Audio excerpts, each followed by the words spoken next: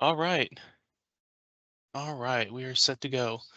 Well, good afternoon, everyone, and thank you for joining us today for today's installment of our Governor's Small Business Webinar series.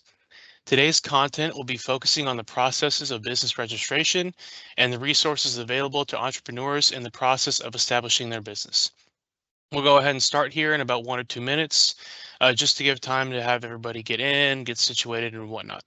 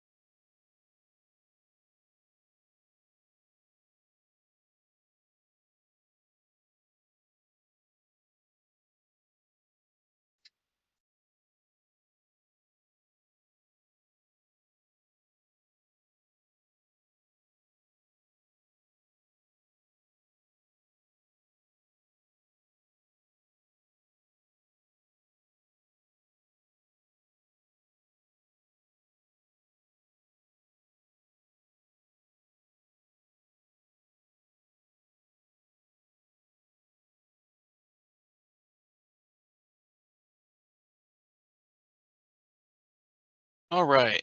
Now that we've given everyone a couple minutes to sort of get settled, let's go ahead and begin.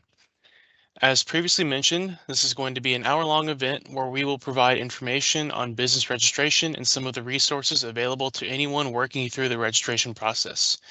We're going to begin with some open remarks and introductions, followed by a panel session that gives our speakers the floor to provide their information and resources. And following that, we're going to open up the floor during the remainder of the webinar for any questions that the attendees might have. Okay, we're going to go ahead and start off by providing a quick icebreaker. Through the live Q&A feed, we're going to go ahead and post these questions, these statements, and please like one of them depending on if you are thinking of or have just started a business, or if you have been in business for multiple years. I would also like to take this time to mention that in our webinar, there are some accommodations available to you, such as live captioning and subtitles. These accommodations can be turned on by going to more actions on the meeting control bar above, selecting a chosen language and speech, and choosing to turn on live captions. All right, let's see. To get us started, I would like to welcome the Director of Business and Community Development, Larry McManus. Director McManus would like to provide some opening remarks. Larry, thank you for being here this afternoon. Thank you, Will, and good afternoon. And I thank everybody who is joining us today. As Will stated, I am Larry McManus, the Director of Business and Community Development here in the Texas Economic Development Tourism Office within the Office of the Governor. And on behalf of Governor Abbott and our Executive Director, Adriana Cruz, I want to thank you for taking the time out of your day to join us for today's segment of the Governor's Small Business Webinar Series. Today's event, Business Setup 101, Registration and Structuring for Success, aims to educate prospective and existing business owners on the different business registrations and classification types. Our speakers will discuss the process of formal business registration and will compare and contrast registering as an LLC, a corporation, a partnership, and a sole proprietorship. Properly registering your business is a crucial step of business development and lays important groundwork groundwork that leads to long-term success. Regardless of what stage of business development you're in, this webinar will equip you with the knowledge to make informed decisions on the best business classification for you.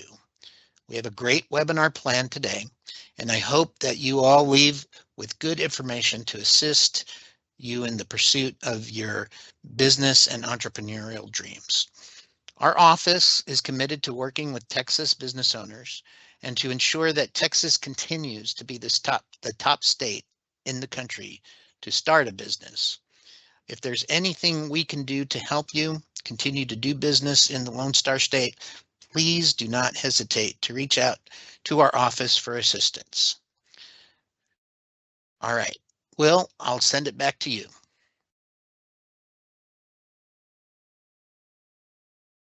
All right, perfect. Thank you for your remarks, Larry, and thank you for being here. It looks like we've gotten some good responses to our first icebreaker question so far. We appreciate your engagement and we're excited to have you all here. And we hope that the content of this event will be able to serve you regardless of where you are at in your entrepreneurial journey. At this time, we would like to provide one more interactive question for you. Please go ahead and like one of the next set of statements, depending on how you are planning on handling or have already begun handling your business registration. All right.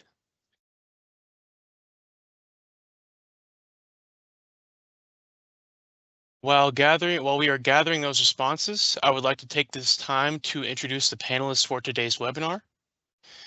First, I would like to introduce and welcome one of the staff attorneys for the Texas Secretary of State's office, Mr. David Eskew. Good afternoon, David. Give me 1 second, and let's go ahead and hear a little bit about yourself and what your role is within your office. Good afternoon, and thank you for the opportunity to be a part of this webinar. My name is David Eskew. I am the managing attorney of the legal department in the Business and Government Filings Division of the Office of the Secretary of State of Texas. In particular, the responsibilities of the division include commissioning notaries public, as well as maintaining certain business and commercial filings and records, and such as those relevant today related to business entities. Perfect. Thank you so much for being here, David. In addition to Mr. Eskew, we have Mrs. Miranda Howard, the Senior Manager for Vital Records for the Tarrant County Clerk's Office. Good afternoon, Miranda. Tell us a little bit about your role within the Tarrant County Clerk's Office. Good afternoon. Yes, thank you for having me. So like mentioned, my name is Miranda Howard. I am the Senior Manager of Tarrant County Vital Records. So aside from issuing birth and death certificates, marriage licenses, and DD-214s, our office is also responsible for recording SUM name filings. Perfect. Thank you so much, Miranda. Thank you for that. Thank you for the introduction. All right, and to round out our panel today, we have Joe Harper. He is the Executive Director of the Texas State Small Business Development Center. Joe, could you talk a little bit about yourself and your role in the Texas State SBDC?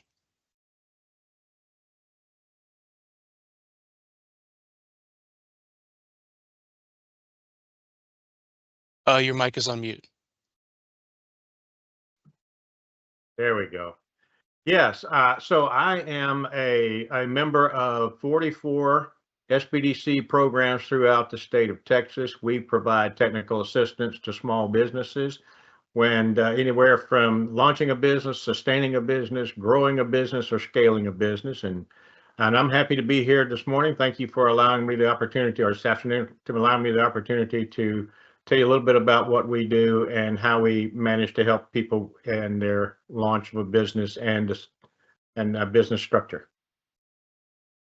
All right, perfect. Thank you so much, Joe, and thank you for being here. Looking at our numbers from the second interactive question, it seems that, let's see, it seems that the vast majority of you would like to handle your own business registration, and only a few would rather hire a professional. Whether you are on your registration path or wherever you are in your registration path, today is about equipping you with the tools to take control of the business registration process. By breaking down the business registration process, we want you to gain the knowledge and confidence to choose the right business structure for yourself. We also want you to leave with a better understanding of the resources available to help you make decisions on your business registration with confidence. By demystifying the registration process, our session aims to equip you with the knowledge to take control of your registration process and to move forward in building a compliant and successful business with confidence. All right. And with that being said, let's go ahead and get started with our panel and answer some questions about business registration and structuring. David, we're going to go ahead and begin with you. All right, the first question I have for you is, what business structures are typically available in Texas to prospective business owners, and what are some characteristics of each business form? Oh. So the business structures that are typically available in Texas, they run the gamut from a sole proprietorship, like Director McManus mentioned at the beginning, and that's basically an individual doing business under their own name. They might, like, for example, if somebody's selling a lemonade at the corner, they're just doing that business basically under their own name as their own person. There's not a separate entity doing it. They might do it under a particular name. That would be an assumed name. But the sole proprietor and the individual doing the business are one and the same. You cross a border into entity land, like general partnerships, limited partnerships, limited liability companies, and for-profit corporations. Those are entities under the Texas Business Organizations Code, and they each have different qualities or characteristics, but they exist. They are considered a separate legal person. They exist independently of the owners, the people starting the business or doing the business day to day. One of the important characteristics, especially with respect to the entity versus non-entity, is whether there's any state filing required to form that particular type of entity. We call those filing entities because there's a state level filing requirement called a certificate of formation that has to be filed with the Texas Secretary of State in order to create the entity in Texas. General partnerships, they're what's considered a non-filing entity, because two people can decide to enter into a partnership, and if they don't file anything with the state of Texas, then it's necessarily a general partnership, and that's a non-filing entity. There's some overlap between general partnerships and sole proprietorships in that to do business, operate business as a sole proprietor, there's no state level filing requirement. So it's similar to a general partnership in that there's no filing requirement, but under Texas business law, a sole proprietor isn't an entity operating business in an entity form. It's just somebody conducting business as in their individual capacity.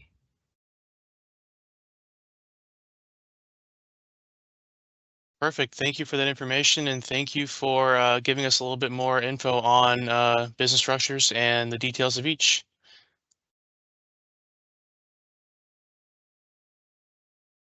All right. Could you next walk us through the filing process with the Secretary of State's office, including the available submission options? And could you also speak a little bit about the filing fees associated with each type of business entity filing? Absolutely. And the filing process with the Secretary of State, it is essentially 3 phases.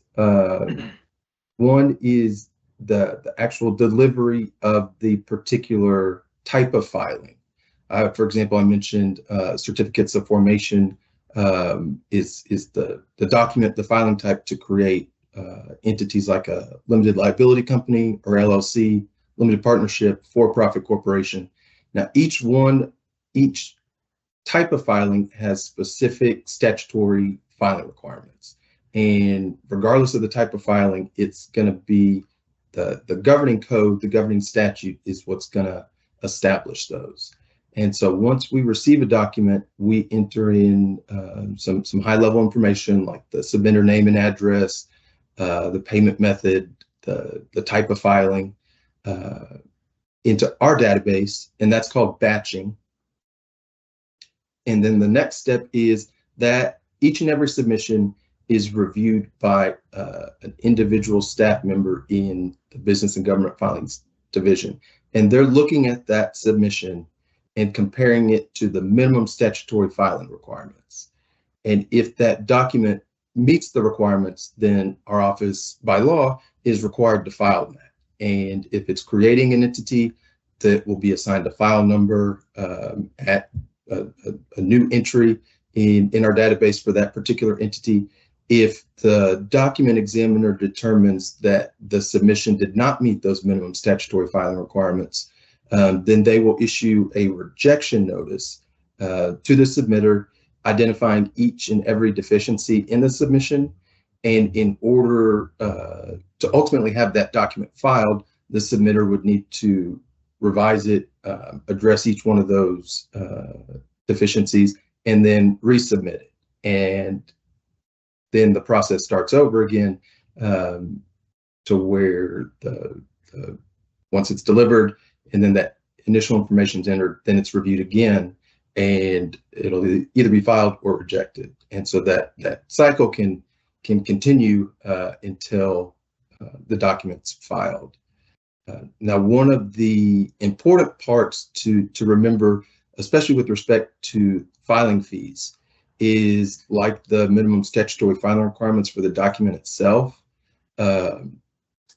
payment of the filing fee is a condition to our office being able to accept it. Now, all of the filing fees are set by statute. Again, very much like the contents of the submission, they're going to be in the code governing that particular filing type. With submissions to our office, most of that is going to be in the Business Organizations Code. That is the statute governing the creation or formation of Texas entities. Assumed name certificates are in a separate code, the Business and Commerce Code, but both of those statutes establish the filing fees. And I do want to just jump back to that first question. The submission options essentially fall into two buckets. The first is online, and there are two options there, SOS Direct and SOS Upload. The primary difference between the two is SOS Direct is like a software wizard where it's going to guide you through step-by-step each part of the particular form or type of filing that you're going to submit, whereas SOS Upload allows you to type your own form and then save it as a PDF and upload that. The second category is what we call paper filings, and those are either submitting in person or by mail. And we call them paper filings because we're actually reviewing a physical piece of paper. In terms of our paper filing submissions, there is the ability to expedite review of those, and it's an additional fee separate and apart from the filing fee. But what it provides is an expedited or a faster processing, faster review. It's very similar to HOV or toll lanes on the highway or TSA pre-check at the airport.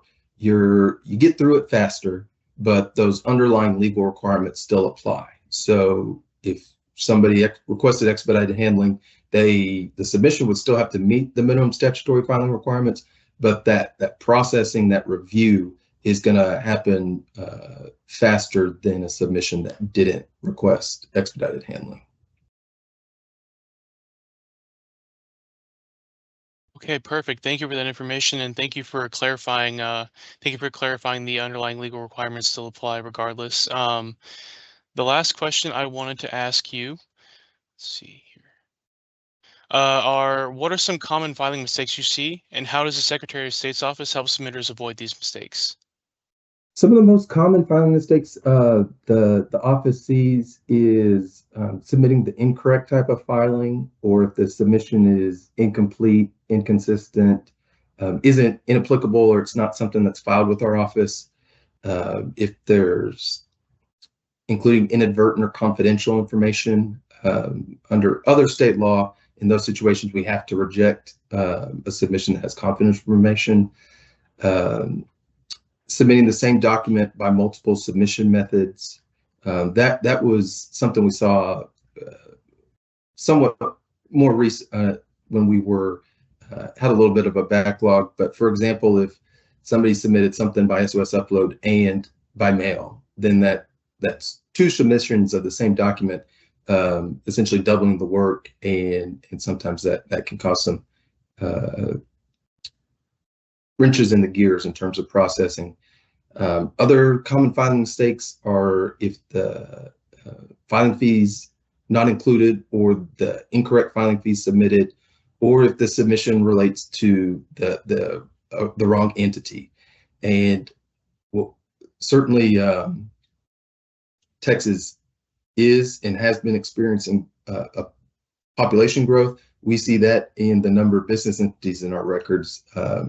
We're just about at 3 million now, and that's doubled in the last 10 years. So it's certainly a potential problem, especially given that some entity names sound very familiar, or can sound you thought you're filing it to one entity, but you're actually filing it to one that has a pretty similar name. And we do our best to especially with the name issues, because one of those minimum statutory filing requirements for filing entities is to provide a legal name, and that's subject to some name availability review. But we see it less with the assumed names, because those aren't subject to that name availability review. But sometimes there's a lot of overlap there. In terms of the resources that our office has, especially online, to help avoid those common filing mistakes, first and foremost, we have promulgated a number of forms that are drafted to meet those minimum statutory filing requirements. They have detailed commentary, instructions, walking you through the form step by step. They're available on our website. And if you follow those instructions, the likelihood that your submission is going to be filed increases substantially, because they are drafted in order to be filed, presuming the submitter follows those instructions. We also have FAQs, frequent answers to frequently asked questions. They are also a wealth of information. They're arranged by topic.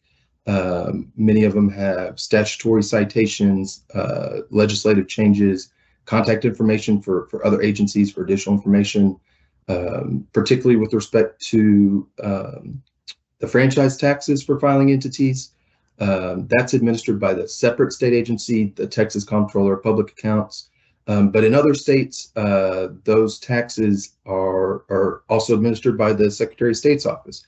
So some of that kind of dovetails with the comment about the population growth, is that folks are moving to Texas that from other states that might be structured a little bit differently than how Texas business law is structured here.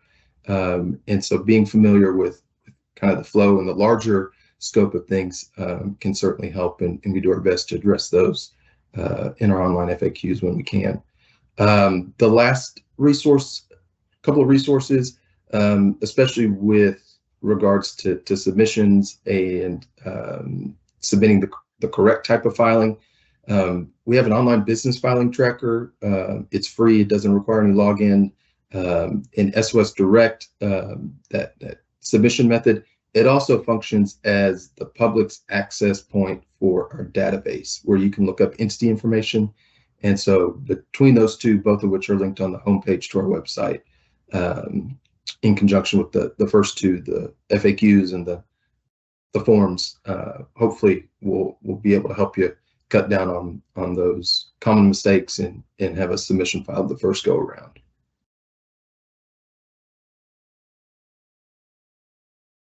Perfect. Thank you so much for that information, David, and I really appreciate your time today, and I appreciate you being able to share all that. Next, we're going to go ahead and hear a little bit from Miranda Howard, our representative from the Tarrant County Clerk's Office. All right. Miranda, so could you give me a short explanation of what a DBA is and when I would need one? And how do I check if the name I want to file under is available? Sure, thank you.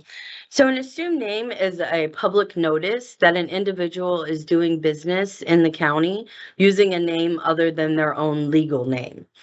So when you would file is if you are routinely conducting business or offering a professional service using a name other than your own, and you have not formed a business entity with the Secretary of State. Then you want to come into your local county clerk's office and file an assumed name. And I will say, assumed name, DBA, and doing business as, you'll hear all three. They all are interchangeable. They have the same meaning.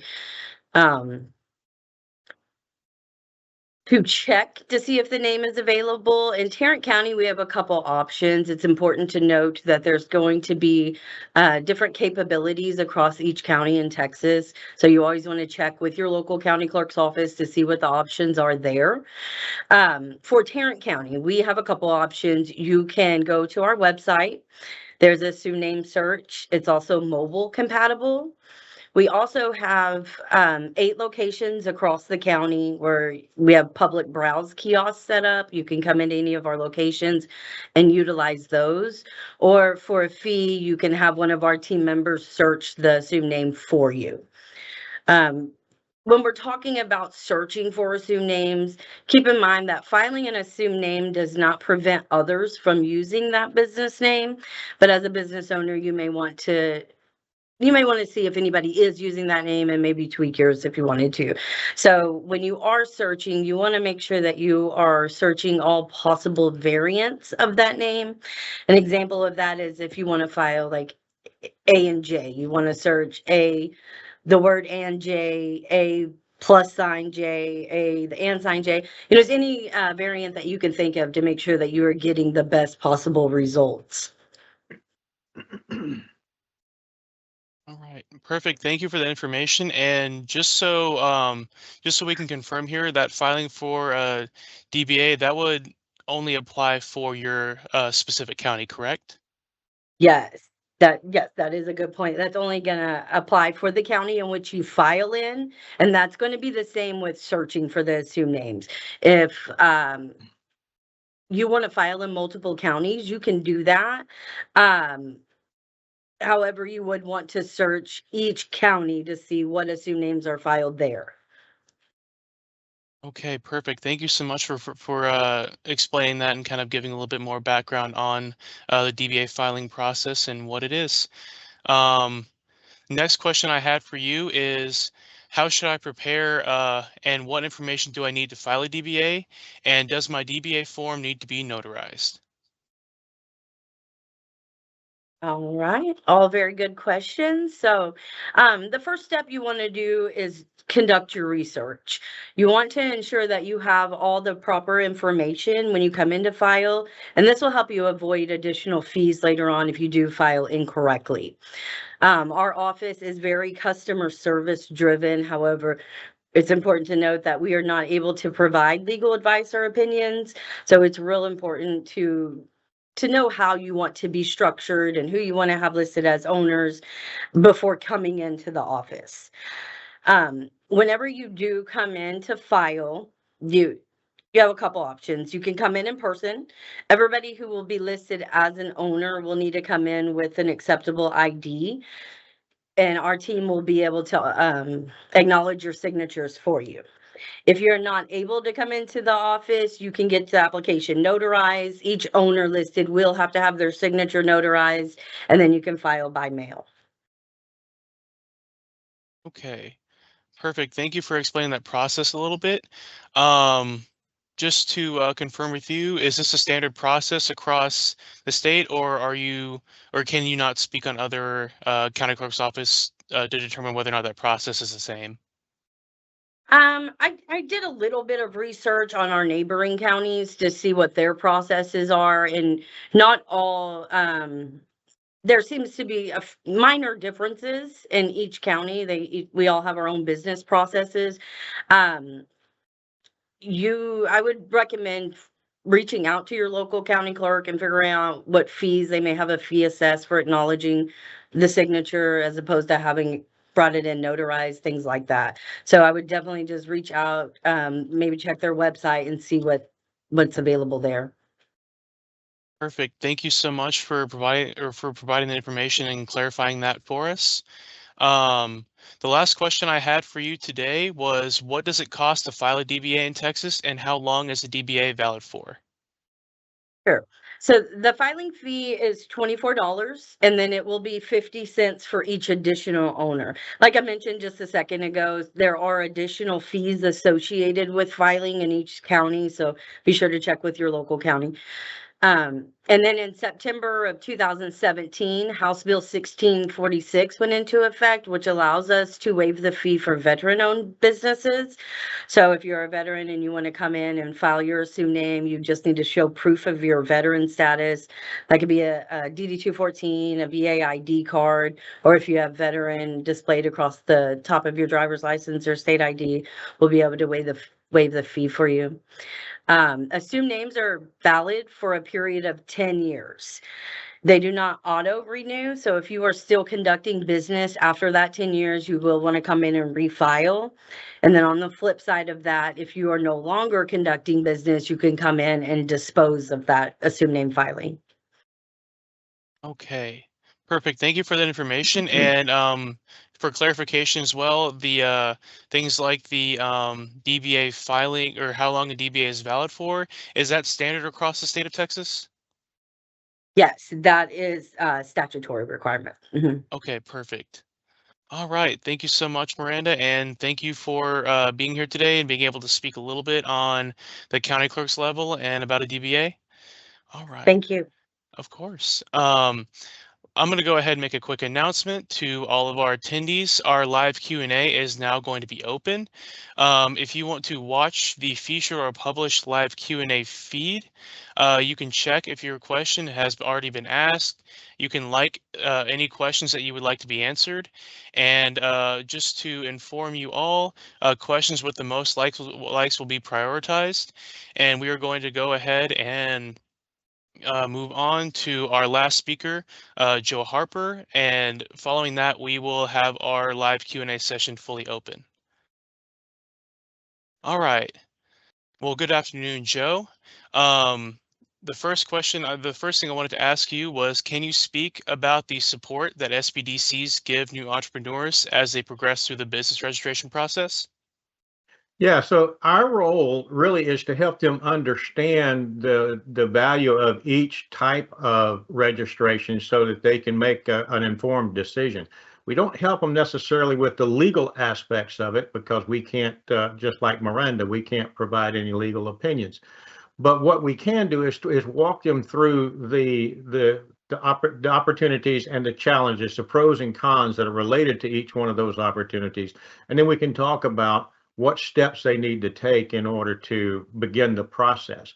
And so most of what we do is to help them understand the value of each structure. And when we think about what's considered, when you start considering each structure, most of it has to do around the cost or ease of registering, the limiting or mitigating of risk, impact of taxes, ownership control, continuity of business, but probably the most important one is the access to capital. Being able to raise debt or equity, the point that the type you choose has a lot to do with what access to capital you're going to be able to gain, and so that's kind of probably the primary consideration when we start looking at. There's a lot of reasons why you can make choices, and like I said, a lot of it has to do with limiting the risk, but when you think about where your business has started, where it's going to go, what you might need in the future, the biggest challenge really has to do with what are you going to need in terms of capital and which one's going to give you the best access to that capital.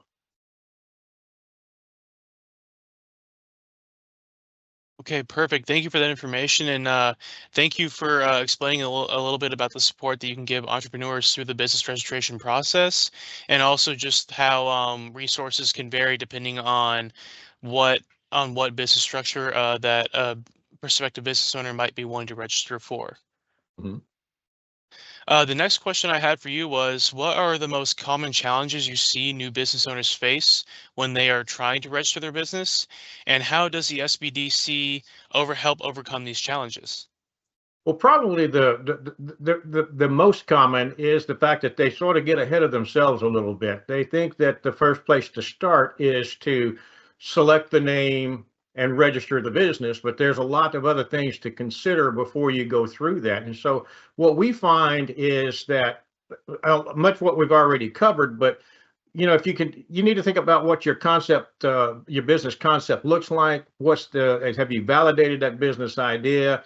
Have you developed a business model? Because what you intend to do in your business has a lot to do with what's the right business structure for that business. And so we like to kind of walk them through the options. But I think perhaps the most common challenge is making decisions because they make a decision because they heard something from a friend, or they've talked to a neighbor. Someone who's already in business, they may decide, well, I want to do this because they told me it was the most common and it's the best accepted, but it may not necessarily be what's best for that particular business. And so what we really hope that they'll do is work with us to let us help them look at what their options are and how those options might actually impact business decisions as they go further down the road, a year out or 2 years out, that sort of thing. Perfect. Thank you for providing that information, and I really appreciate you explaining a little bit about how SBDCs can help businesses overcome potential challenges that they face as they continue to grow and continue to expand. The last question I had for you is, if someone in the audience today were thinking of starting a business, what's the first step that they should take with the SBDC? Well, that's a great question because we're probably one of America's best kept secrets, considering there's 1,000 programs like ours across the country. But working with us, it's a no-cost service. We provide technical assistance to small businesses. We do that through professional guidance. We do that through professional development training. And we do that through teaching and building collaborations so that we're able to provide those skills necessary for a business to be successful. We work on 4 focus areas. One is launching a business, how to have a successful launch. The other is creating sustainability. How do you go about creating sustainability in a business? The other 2 are more growth oriented. It's about managing the growth that's occurring and planning for growth in the future. And then the last thing we work with is preparing businesses to scale, teaching them what it means to go from, especially in technology, where you're going from 1,000 units to 10,000 units. Well, that's scale. That's an X factor of growth. How do you do that?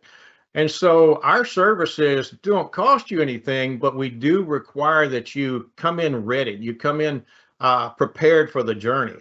So do you have a business concept paper? Are you able to demonstrate that you have some transferable skills that equip you to manage key aspects of the business?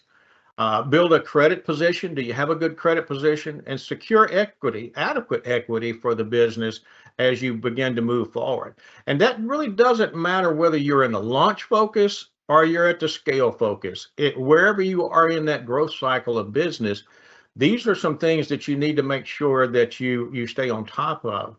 That allows us then to be able to work with you and be effective in the work that we do. As we start teaching you what strategy, we help you build what we call growth strategies, and we also help you attain the capital that you need going through that. Now, we don't provide the capital, but we work with those who do provide capital, and we help build clients, what we call bankable clients, so that once you've worked with us, we're going to try to prepare you so that you're what we call bankable.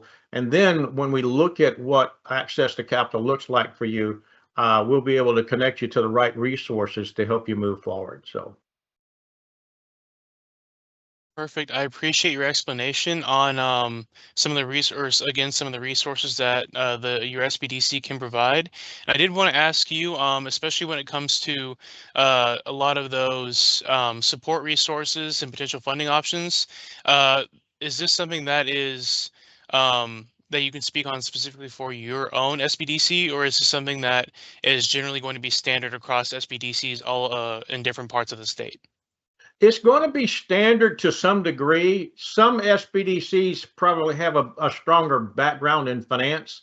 If you look at what our program does, we raise on average of about $60 million a year for our clients. Last year, we were a little high. We were at 76 million. So because my team is focused on the two main things, which is strategic growth and access to capital, we probably are a little bit ahead of some of the other SBDCs, but not necessarily. I mean, everybody has their own talent, their own background and experience, and so. But I think design-wise, all SBDCs were actually created to do the same thing, and that's we're all there to provide those kinds of services. And we all provide those services pretty much the same way. What varies may be the access may vary a little bit. Perfect. Thank you for that explanation. Thank you for giving us a little bit more information on what our attendees could potentially expect when they reach out to their SBDC, whether that is your SBDC or one of the others across the state. All right. Now is the time that I am sure a lot of people have been waiting for, is our live question and answer section. We've got a good amount of published questions here so far. I'm going to go ahead and lead it off with the first one.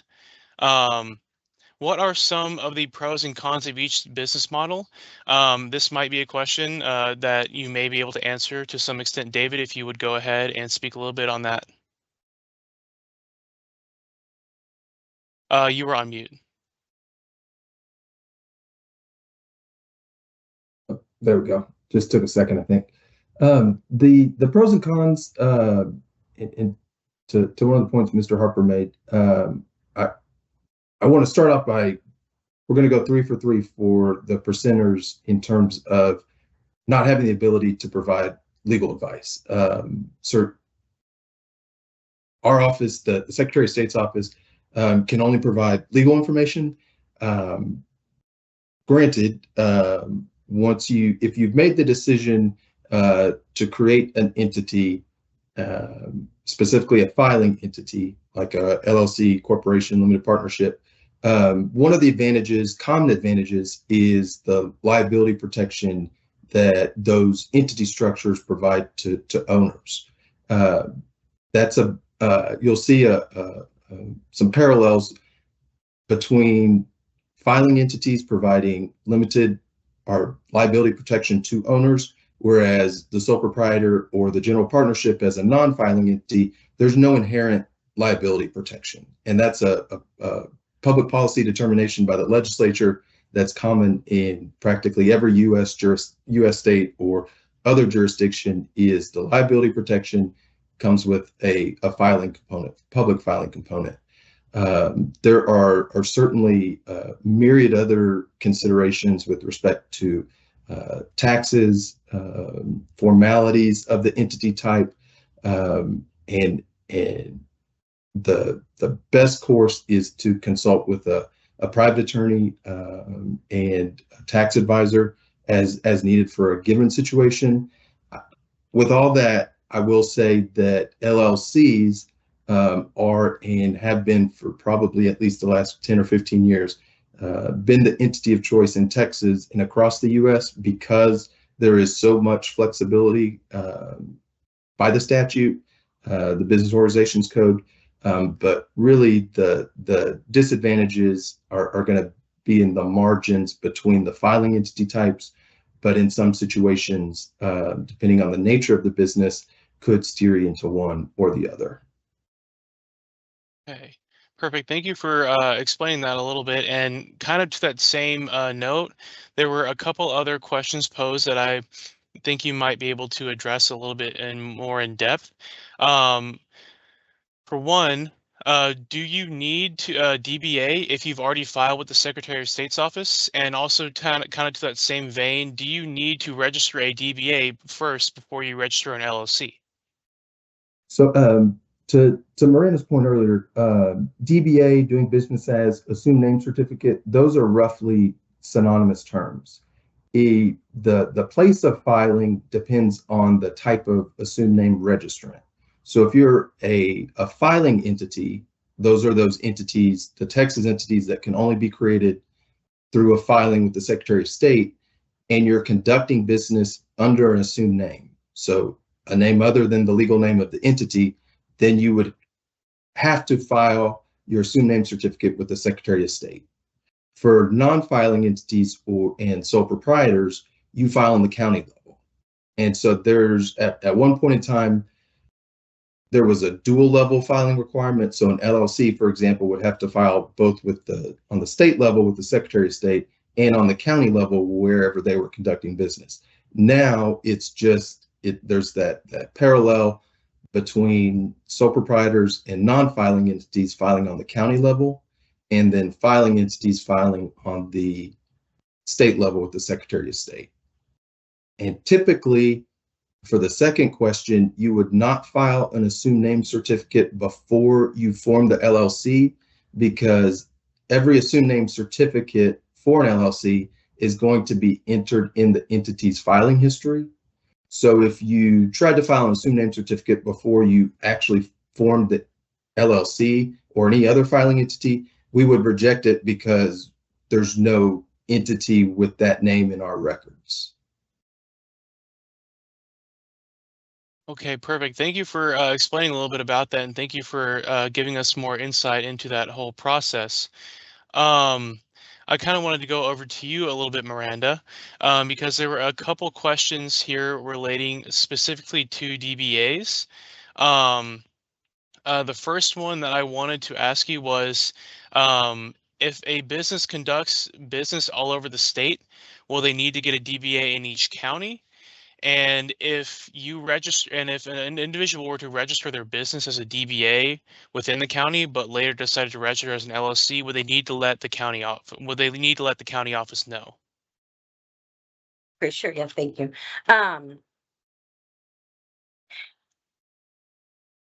From my understanding, if you are not a filing entity, like David explained a while ago, then you would need to file in all counties that you are conducting business. For the second question, if you have filed a DBA with our office and then now you have created an LLC, you would come in and either dispose of your original filing, or you would let it expire. You can file a new DBA as showing your LLC as the owner if you wanted to, but you're not required to do so if you've already filed with the Secretary of State. Okay, perfect. Thank you. That makes more sense, and that clears a lot of that up. I also did want to ask you, does the county clerk's office offer any possible classes or courses to help educate individuals on their business process from structure or inception for a startup? Unfortunately, we do not offer any service like that. I do know with the city of Fort Worth, they have a program. And so I don't know if that's consistent across all cities, but city of Fort Worth does have some information available. Okay. Perfect. Thank you for clearing that up, and thank you for explaining a little bit about potential services that that county might offer. There were a couple more questions, David, that I want to pose to you as well. The first one I had was, is the registration process, the business registration process, the same if you're transferring your business in from another state?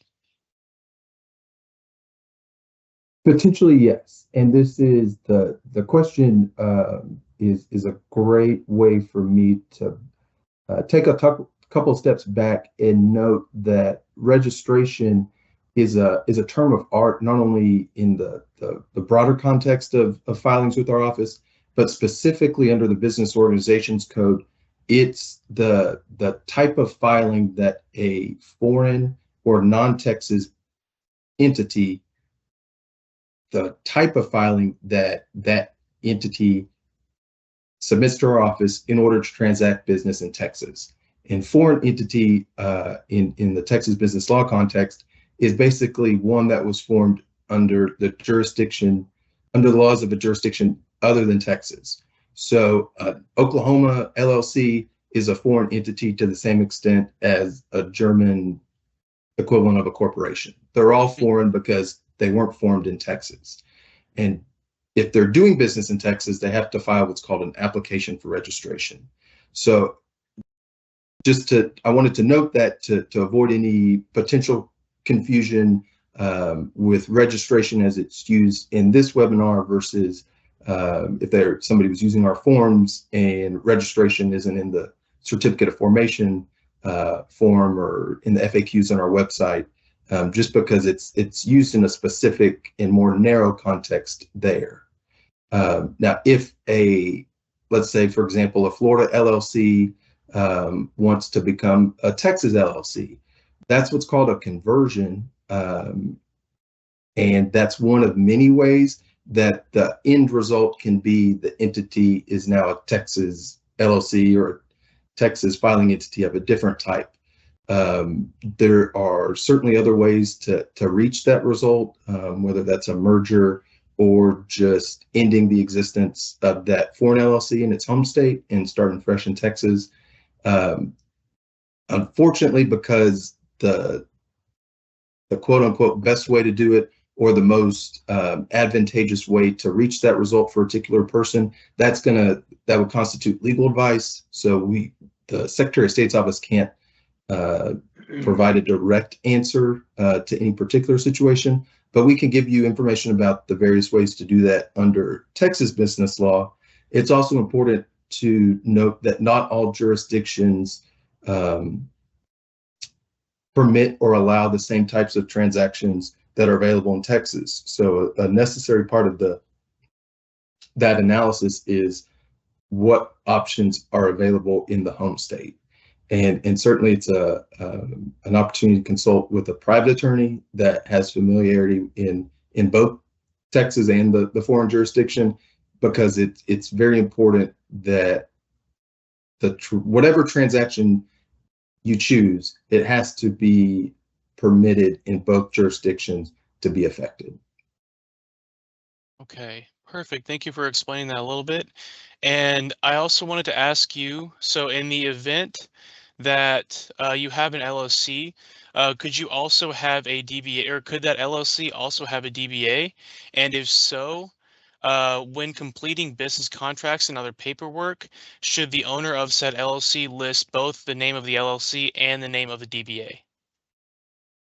The first question, can an LLC have a DBA? The answer is yes. LLCs can have an assumed name.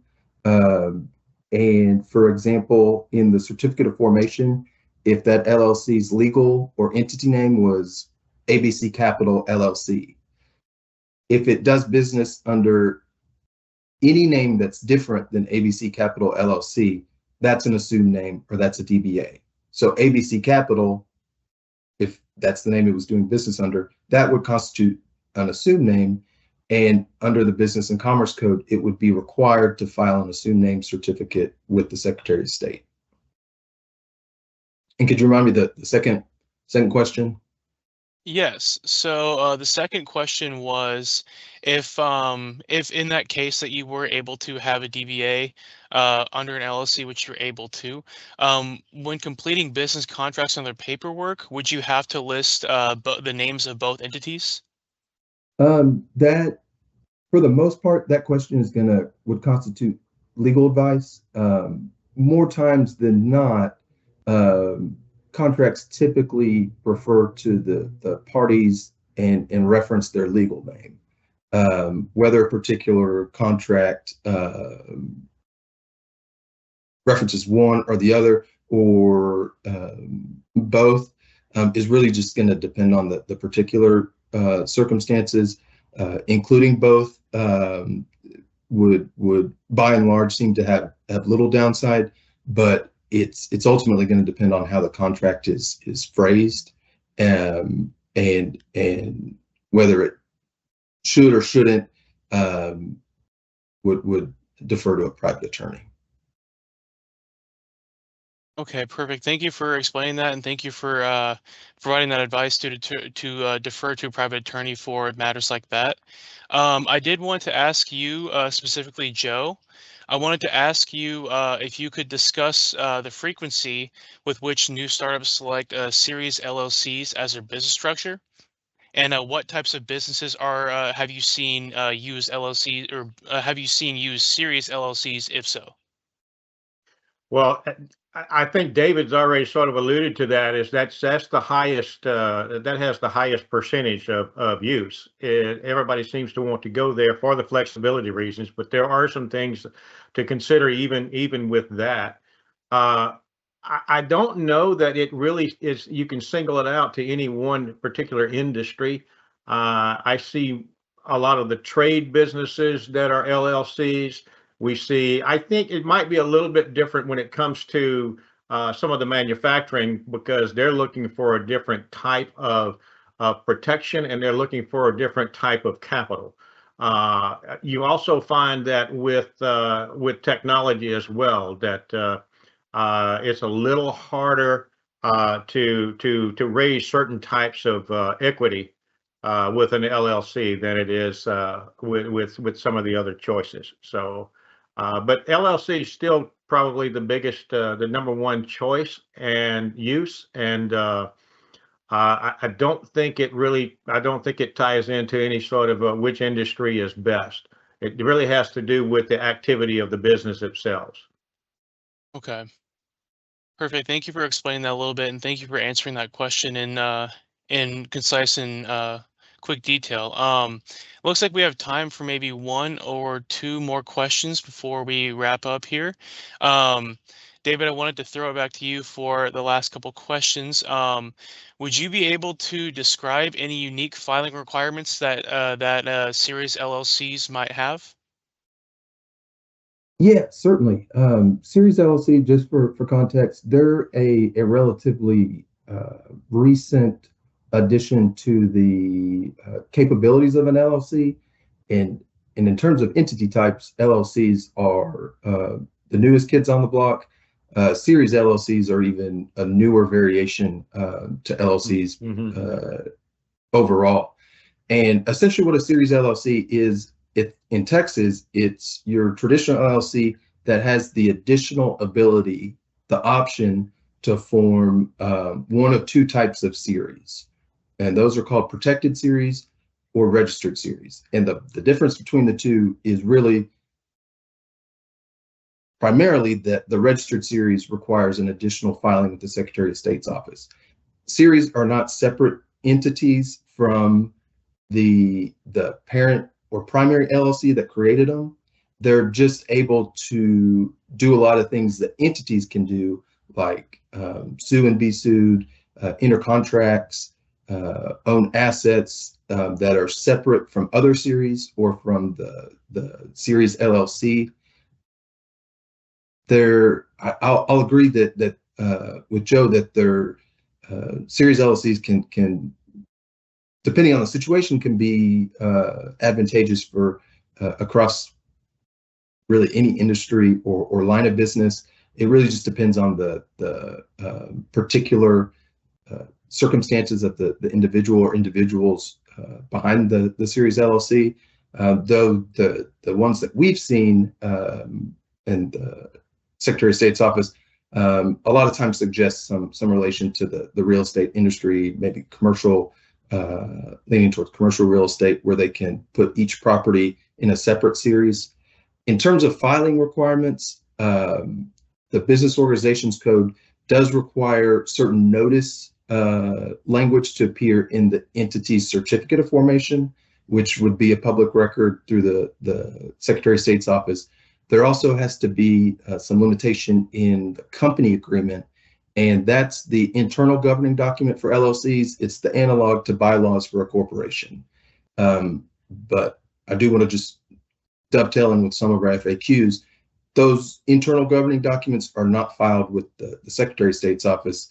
The notice, the public policy to have the notice language is achieved through the certificate of formation requirement, that the specific statutory notice language appear in the certificate of formation, and then the separate records for regarding the assets of each series have to be maintained. So those are the general requirements in order for an LLC, a Texas LLC, to be a series LLC, have that additional option to form series. The public filing requirement is through the certificate of formation or through what's called a certificate of amendment if that notice language wasn't in the initial certificate of formation. But other than that, that's the minimum statutory requirements in terms of notice. I do also want to note in our system, we don't differentiate between a traditional or your typical Texas LLC and a Texas series LLC. The reason for that is don't have necessarily time to get into, but just note that they're not necessarily categorized or flagged differently. You would actually have to look into the specific formation documents to see if a series LLC, a Texas LLC, has that series notice language. Perfect. Thank you for answering that question. Thank you for providing that detail. Unfortunately, that looks like that is all the time that we are going to have for today's presentation. I would like to again reiterate my thanks for David, Miranda, and Joe's participation in this event today, and I want to thank all of our audience members for attending and bringing questions, and I hope that the information that we have provided today is useful to you in the pursuit of your business journey. Please also do not hesitate to explore our small business resource portal. This portal provides links to key resources for small businesses and startups. And all you have to do is answer 5 simple questions to customize your results. And you can even email them to yourself, or you can print them. Again, this is our small business assistance team. Our contact information is right there. If you call that phone number, the phones next to us are going to ring. If you email those email addresses, they come directly to us, and we can help you with any small business related inquiries that you may have. And here are some additional resources as well, including our website, our events calendar, and our Governor's Small Business Resource Portal one more time. And please do not hesitate to follow us on social media to stay up to date with our activities and our community interaction. And here is some contact information for our panelists. We will also have this webinar published on our YouTube channel. And this will also, a link to this webinar and these slides directly will be sent to every attendee in an email following the conclusion of this webinar. Please definitely examine those slides. We have a set of slides at the end of this webinar that include a ton of information directly from David in the Texas Secretary of State's office on the different filing options available to you, and just it goes into a lot of detail that we wouldn't be able to get into today. So I would highly recommend checking that out on your own time and using that resource to your advantage. Again, we appreciate everybody's attendance today. We hope that everybody who attended had a good experience and was able to gain a lot of knowledge, ask questions that they weren't able to get answers to, or that they were able to get answers to, and that everyone had a good experience and was able to take something away from this event to enhance their business operations. I'll give one last set of thanks to David, Miranda, and Joe Harper, as well as our director, Larry McManus, for giving our opening remarks. And please be on the lookout for that email and the following links to the recording of this webinar and to the slide deck that we will publish momentarily. I hope you all have a great rest of your week and great weekend, and thank you and have a great rest of your day.